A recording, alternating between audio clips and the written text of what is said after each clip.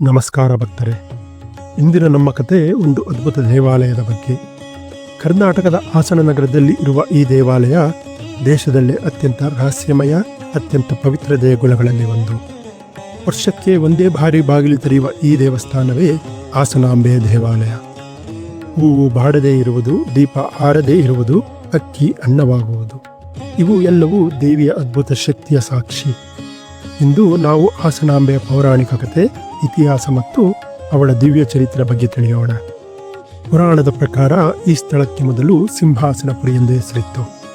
ಮಹಾಭಾರತದ ಅರ್ಜುನನ ಮೊಮ್ಮಗ ಜನಮೇಜಯ ಶಾಪಗ್ರಸ್ತನಾಗಿದ್ದ ಕಾಲದಲ್ಲಿ ಇಲ್ಲಿ ವಾಸ ಮಾಡ್ತಾ ಇರ್ತಾನೆ. ಅವನ ತಪಸ್ಸಿನಿಂದ ಈ ಸ್ಥಳ ಪವಿತ್ರವಾಗುತ್ತೆ. ನಂತರ ಕಾಲಕ್ರಮೇಣ ಸಿಂಹಾಸನಪುರಿ ಪದದಿಂದ ಹಾಸನ ಎಂಬ ಹೆಸರು ಉಗಮವಾಗುತ್ತೆ. ಹಾಸನಾಂಬೆ ದೇವಿಯೇ ಈ ನಗರವನ್ನು ಕಾಪಾಡುವ ಅಧಿದೇವತೆ. ಸುಮಾರು 12ನೇ ಶತಮಾನ, ಪಾಳೆಯಗಾರ ಕೃಷ್ಣಪ್ಪ ನಾಯಕನ ಕಾಲ. ಒಂದು ದಿನ ಅವನು ಕಾರ್ಯನಿಮಿತ್ತ ಪ್ರಯಾಣ ಹೊರಟಿರ್ತಾನೆ. ಆಗ ದಾರಿಯಲ್ಲಿ ಮೊಲವೊಂದು ಅಡ್ಡ ಬರುತ್ತೆ. ಅದು ಅಪಶಕುನವೆಂದು ಭಾವಿಸಿ ಆತಂಕಗೊಂಡು ದೇವಿಯ ಮೊರೆ ಹೋಗ್ತಾನೆ. ಆ ಕ್ಷಣದಲ್ಲೇ ಆತನ ಮುಂದೆ ಆದಿಶಕ್ತಿ ಸ್ವರೂಪಿಣಿಯಾದ ದೇವಿ ಪ್ರತ್ಯಕ್ಷರಾಗ್ತಾರೆ. ಈ ಸ್ಥಳದಲ್ಲಿ ದೇಗುಲ ಕಟ್ಟು, ನಾನು ಹಾಸನಾಂಬೆಯಾಗಿ ಇಲ್ಲೇ ನೆಲೆಸುವೆ ಅಂತ ಹೇಳ್ತಾರೆ. ಕೃಷ್ಣಪ್ಪ ನಾಯಕನಿಗೆ ಇದು ದಿವ್ಯ ಆದೇಶವಾಗುತ್ತೆ. ಅವನು ತಕ್ಷಣವೇ ದೇವಸ್ಥಾನದ ನಿರ್ಮಾಣ ಕಾರ್ಯವನ್ನು ಪ್ರಾರಂಭಿಸ್ತಾನೆ. ಆ ದಿನದಿಂದಲೇ ಈ ಸ್ಥಳವು ಪವಿತ್ರವಾಗುತ್ತೆ.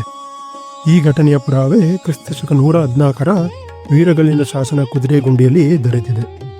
ಪುರಾಣಗಳ ಪ್ರಕಾರ ಕಾಶಿಯಿಂದ ದಕ್ಷಿಣಾಭಿಮುಖವಾಗಿ ವಾಯುವಿಹಾರಕ್ಕೆ ಸಪ್ತಮಾತೃಕೆಯರಾದ ಬ್ರಾಹ್ಮಿ, ಮಹೇಶ್ವರಿ, ಕೌಮಾರಿ, ವೈಷ್ಣವಿ, ವಾರಾಹಿ, ಇಂದ್ರಾಣಿ ಮತ್ತು ಚಾಮುಂಡಿ ಬರ್ತಾರೆ.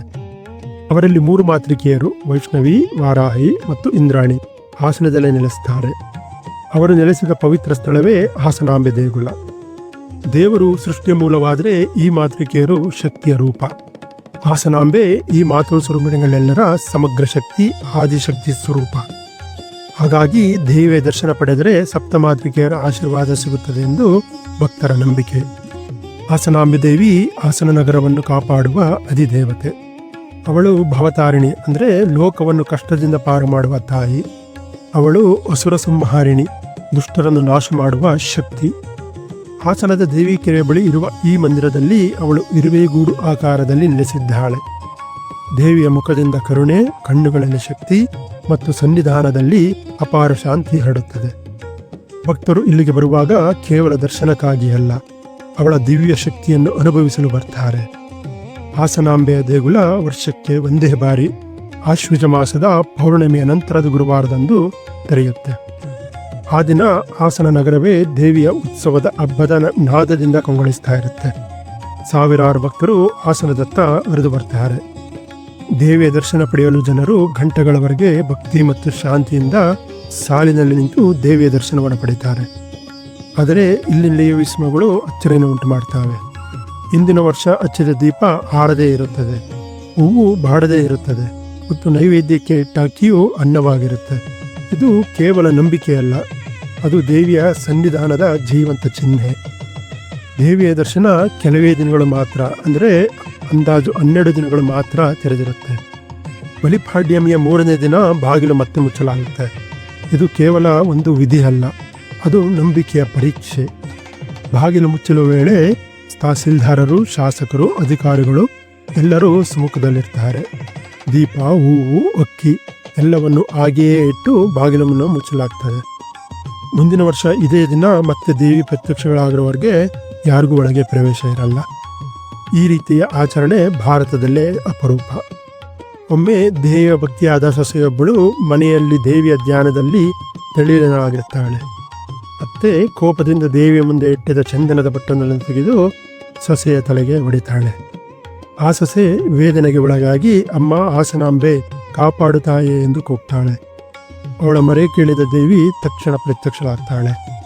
ದೇವಿ ಸೊಸೆಗೆ ಕರುಣೆಯಿಂದ, ನಿನ್ನ ಭಕ್ತಿ ಎಲ್ಲರಿಗೂ ಸಾಕ್ಷಿಯಾಗಲಿ ಎಂದು ನುಡಿದು, ನೀನು ಕಲ್ಲಾಗು, ನನ್ನ ಸನ್ನಿಧಾನದಲ್ಲಿ ಶಾಶ್ವತವಾಗಿ ಇರು ಎಂದು ಆಶೀರ್ವದಿಸ್ತಾರೆ. ಸೊಸೆ ಕಲ್ಲು ಅಥವಾ ಸೊಸೆಯ ಕಲ್ಲು ಎಂದು ಕರೆಯಲ್ಪಡುವ ಈ ಕಲ್ಲು ಪ್ರತಿ ವರ್ಷ ದೇವಿಯ ಹತ್ತಿರ 1 ಇಂಚು ಚಲಿಸುತ್ತದೆ ಎಂದು ನಂಬಲಾಗಿದೆ. ಹಾಸನಾಂಬೆಯ ದೇಗುಲದ ಆವರಣ ವಿಶಾಲ ಮತ್ತು ಪವಿತ್ರ.